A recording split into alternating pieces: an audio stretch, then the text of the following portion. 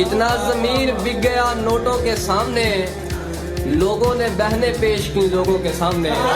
हर दूजे घर में देखने को मिलते हैं हमें, जो काम होते थे कभी कोठों के सामने। मार्केट में एक ऐसा कोर्स लॉन्च कर दिया गया है जिसकी इतोसी फीस देकर हम करोड़पति बन सकते। आज हम बात करेंगे हिस्ट्री के सबसे बड़ी नाकाम स्कीम के बारे में, जिसका लीडर है नदीम खोतीवाला।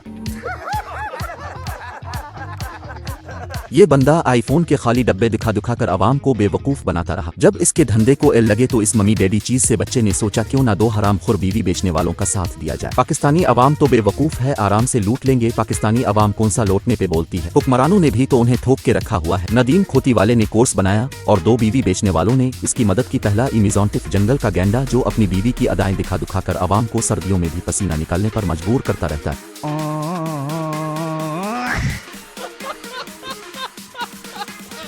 पहले ये YouTube पर गैजेट्स को अनबॉक्सिंग करता था और अब बीवी के एक पार्ट को अनबॉक्स करने में लगा है। अलमशहूर और मरूफ यकी भाई इस कोर्स के लॉन्च होने के बाद पाकिस्तानी आवाम ने उनका नाम यकी भाई रख दिया। मतलब यार हंसी तो इस बात पे आती है कि बीवी बेचने वाली आवाम को इमिजॉन्टिफ और शॉपिफाई प्रोडक्ट बेचना सिखाएंगे। जब से ये कोर्स लॉन्च हुआ है फड्डे पे फड्डा शुरू हो गया है। हर बंदा दूसरे को ठोकरने के चक्कर में है। ये लोग बीवी बेचने के बाद कोर्स बेचने में लगे हैं और पाकिस्तानी आवाम का हाल ये है कि बिजली ही नहीं आ रही। इसके खिलाफ कोई मैसेज रिकॉर्ड करना चाहेंगे आप? अगर मर जाऊं तो गुर्दे डॉक्टर अजीब रिजवी साहब को दे देना और आंखें अख्तर आई वालों को दे देना। हैंड काट के केसी के दफ्तर पहुंचा देना। एक तरफ हुकूमत के खिलाफ बात करने पर बंदे उठाए जा रहे हैं और उन लोगों ने अपना कोर्स बेचने के लिए लोगों के अबे उठाना शुरू कर दिए। हमारे लोगों की खासियत यह है कि जिन्हें घर में कोई दूसरी बार सालन नहीं देता वो भी दूसरों को इमिजॉन्टिफ पर काम करने के मशवरे दे रहे होते। काम खुद चाहे आए आना आए और इतोसी फीस से लॉन्च कर दिया जाता है। यकी भाई का कहना है कि मैंने ये काम पहले कभी नहीं किया। मतलब ये जनाब खुद काम सीखे बना दूसरों के हेडमास्टर बनने की कोशिश कर रहे हैं। इस बेचारे ने कभी इमिजॉन्टिफ और शॉपिफाई पर भी काम नहीं किया क्योंकि ये तो अपनी बीवी को अनबॉक्स करने में लगा रहा। तो ये है 16,000 शर्टें, ठीक है। तो अब इसके साथ मैं DCS VCS करके मतलब लाइक अब मैंने इसके बाद वाला काम मैंने कभी नहीं किया हुआ, तो वही मैंने पूछ रहा। इस ऑडियो लोड में विकी भाई तलहा रिव्यू से कह रहा, क्या मुझे बताओ कि प्रोडक्ट की डिलीवरी कैसे करनी है। जब एक बंदे को डिलीवरी का ही पता नहीं तो इसने कोर्स कैसे बना लिया और आखिर इस कोर्स से लोग क्या सीखेंगे। घंटा मतलब यार अभी इतोसी फीस देकर इमिजॉन्टिफ शॉपिफाई वाईफाई सब सीख जाएंगे। ये जो चीजें अपने कोर्स में बता रहे हैं वो सब तो YouTube पर फ्री में पड़ा है। उनसे भी कई गना अच्छे कोर्सेज तो YouTube पे फ्री में मिल रहे हैं, लेकिन एक तो इतोसी फीस चाहिए। जो लोग भी पैसे से अपना कोर्स बेचते हैं, इससे पहले जितने भी लोग आए वो सारे के सारे कहीं ना कहीं टैलेंटेड थे, लेकिन उन सारे लोगों का टैलेंट सिर्फ एक चीज में है, बीवियों को अनबॉक्स करके पैसे छापने में। लेकिन पैसे की लालच ऐसी है जो इंसान का पीछा कभी नहीं छोड़ती। इतना डेड हो रहा है चैनल, आपको चैनल वो डाल देगा, समझ लो कि अंडरसेट में डाल देगा। हाँ, वो आपको एक YouTube एक ऐसे फोल्डर में डाल देगा, आपको पता भी नहीं लगेगा कि यार मेरे चैनल को हुआ क्या, जिंदगी में चलेगा नहीं। ठीक, उसके बाद आते हैं कोलैबोरेशन पे। अब ये लोग बता रहे हैं कि अपनी वीडियो को ट्रेंडिंग में कैसे लाना है। तो भाई YouTube प्लेटफॉर्म में ट्रेंडिंग में आने के लिए सबसे पहला सेटअप तो ये है कि अपनी बीवी को कैमरे के सामने लाओ। बीवी ना हो तो वाहन भी चलेगी। कैमरा अच्छा हो और बीवी थोड़ी सी खूबसूरत होनी चाहिए। YouTube की ऐसी की तीसी YouTube का बाप भी तुम्हारी वीडियो को ट्रेंडिंग में लाएगा। मतलब यार इतनी सी बात है और इतनी सी बात सीखने के लिए इतोसी फीस देने की क्या जरूरत है। ये लोग अपने कोर्स में यही सिखा रहे हैं कि अगर आपकी वीडियोस पर वेव्स नहीं आ रहे और आप वीडियोस बना बना के थक चुके हैं, जो मर्जी कर ले, आपकी वीडियोस पर वेव्स नहीं आएंगे, चाहे आप किसी के टूटे ही क्यों ना डाल दें।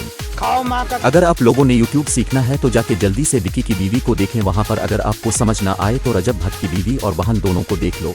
जरा जाके देखो ये लोग क्या करते, कैसे ये लोग ट्रेंडिंग पर आते हैं। अगर आपने भी वो सब कर लिया जो ये लोग करते हैं तो आपको 100% गारंटी देता हूँ कि आप ट्रेंडिंग पर आएंगे और जरूर आएंगे।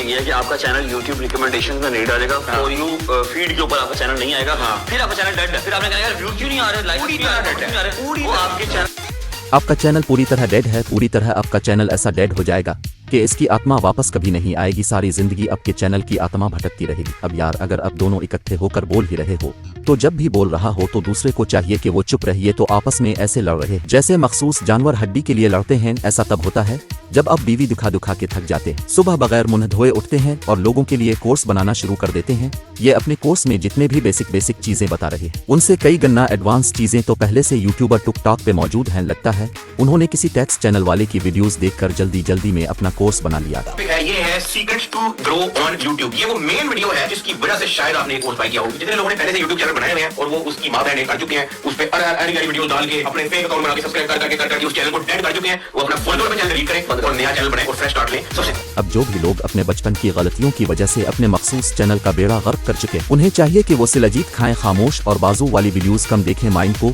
पॉजिटिव करें और इतों सी फीस देकर उनका कोर्स खरीदें।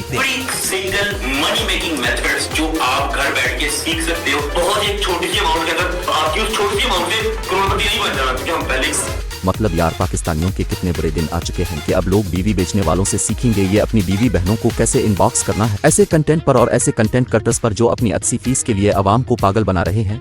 हमारे यहाँ लोगों में सबसे बड़ी आदत यह है कि हर ईरागरा नथुगा रहे ना खुद शाह और सैयद कहलवाता हुआ नजर आता है। रजब को बद कहलवाने का बड़ा शौक है। सवाल तो ये पैदा होता है कि अगर बाप भट्टी तो बेटा बद कैसे हो गया। इन लोगों ने YouTube के प्लेटफॉर्म को कुंजर खाना बना दिया है। एक हीरा मंडी खत्म हुई थी, उन्होंने अपना चकला खोल लिया, कंटेंट के नाम पर हर तरफ टट ही टट फैला दी। अब रजब बट इतोसी फीस देकर कोर्स बेचेगा वो बंदा जो अपनी शादी को कंटेंट बनाता है और कहता है कि आज बारात का दिन है, ढोलकी का दिन है, आज मैंने बीवी के साथ चिड़ी छक्का खेला, आज बीवी के साथ 100 पंजू खेला।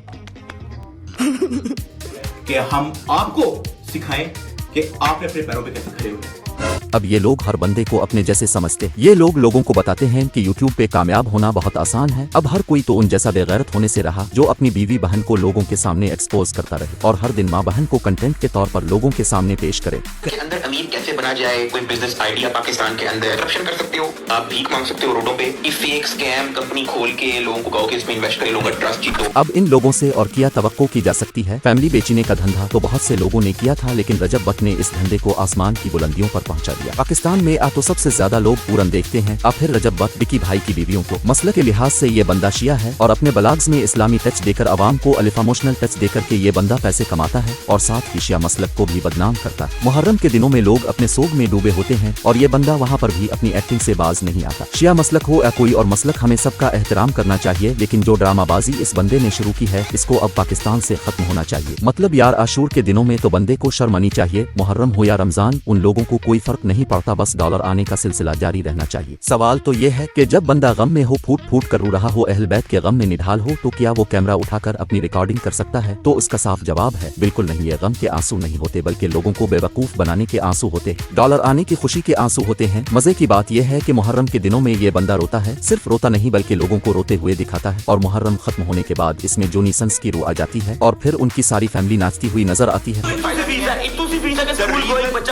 सोशल ब्लेड इसका गवाह है कि अगर डक्की भाई वर्सेस शाम इदरीस कंट्रोवर्सी ना हुई होती तो आज डक्की भाई ना होता। और अगर मुझे या मेरे पेरेंट्स में से किसी को कुछ होता है तो डिकी भाई को उठाने वाला शाम इदरीस था, जिसे लोगों ने पीछे करके डिकी भाई को प्रमोट किया था। शाम इदरीस और डिकी भाई की कंट्रोवर्सी की वजह से लोगों ने शामिल इसको देखना छोड़ दिया था और डिकी भाई को आसमानों पर पहुंचा दिया था। अब आप सोच रहे होंगे व्हाई आफ्टर 7 years मैंने उस वक्त क्यों रिप्लाई नहीं दिया। वैसे रिप्लाई शाम इदरीस ने भी दिया था और ये इसकी सबसे बड़ी गलती थी और इस गलती की वजह से डिकी भाई कहां से कहां पहुंच गया। आवाम सारी एक साइड पे पहुंच चुकी थी और इस बेचारे की किसी ने सुनी ही नहीं। इस कंट्रोवर्सी की वजह से इस बेचारे का करियर ही खत्म हो गया और तब से लेकर अब तक इस बेचारे के सब्सक्राइबर 3 मिलियन से आगे बढ़ ही नहीं पाए। जब इन दोनों की कंट्रोवर्सी हुई तो डिकी भाई के सब्सक्राइबर सिर्फ 1 मिलियन थे और आज तक डिकी भाई के 8 मिलियन सब्सक्राइबर हैं। डिकी भाई ने शामी इदरीस को इसलिए रोस्ट किया था क्योंकि ये अपनी फैमिली दिखाता था, रोज लड़कियों के साथ विलाग करता था। डिकी के मुताबिक तब ये गिलाजत कर रहा था और आज वही गिलाजत डिकी खुद कर रहा। तो भाई आज ये बेलगर जिस मकाम पे पहुंचे हैं वो डूब मरने का मकाम है।